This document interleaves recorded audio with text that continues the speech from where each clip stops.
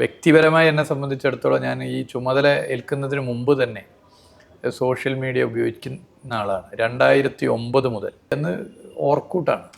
അതെ. പിന്നെ ഫേസ്ബുക്ക് തുടങ്ങി. ഇലക്ഷനൊക്കെ കഴിഞ്ഞു, എനിക്ക് പല സ്ഥലത്തു നിന്നും ഫോൺ വിളി വരാൻ തുടങ്ങി. അല്ല, ഇതെന്താ നിങ്ങൾ ആ തെരഞ്ഞെടുപ്പിൽ ഞാൻ പരാജയപ്പെട്ടിരുന്നു 838 വോട്ടിനാണ്. അല്ല, നിങ്ങൾ ഈ പരാജയപ്പെട്ടാകെ ക്ഷീണിച്ചു പോയി, അപ്പോൾ ഞങ്ങൾക്ക് മറുപടി ഒന്നും തരുന്നില്ല, ഞങ്ങൾക്കൊപ്പം കാര്യങ്ങൾ ഷെയർ ചെയ്യുന്നില്ല എന്നൊക്കെ പറഞ്ഞ് വിളി വന്നു.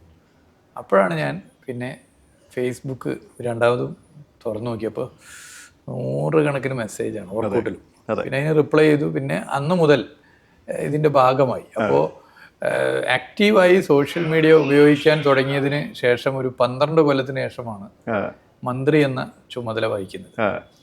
അപ്പോൾ അതിനിടയിലുള്ള കാലത്ത് ഇപ്പോൾ DYFIയുടെ അഖിലേന്ത്യാ കേന്ദ്രത്തിൽ നിശ്ചയിക്കപ്പെട്ടതിൻ്റെ ഭാഗമായി അഖിലേന്ത്യാ ജോയിൻറ്റ് സെക്രട്ടറിയായും പ്രസിഡൻ്റൊക്കെ ആയി പ്രവർത്തിച്ചിരുന്നു. അപ്പോൾ ഇന്ത്യയിലെ പല സ്റ്റേറ്റുകളിലും പല പരിപാടികളിൽ പോകാനും പല നിലയിലും ഇടപെട്ടിരുന്നു. അതൊക്കെ അന്ന് സോഷ്യൽ മീഡിയയിൽ പങ്കുവെക്കാറുണ്ട്.